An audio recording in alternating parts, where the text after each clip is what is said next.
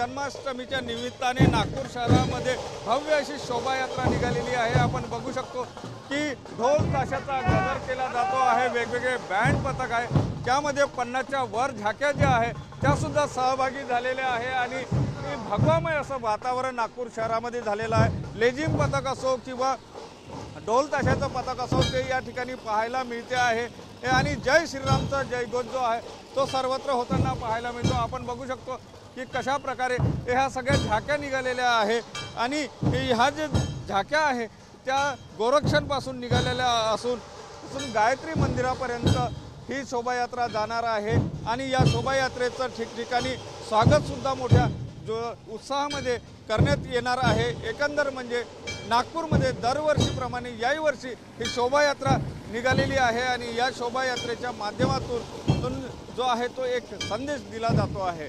Cameraman Sachin Siam Sunil Dhage, TV9 Marathi, Nagpur.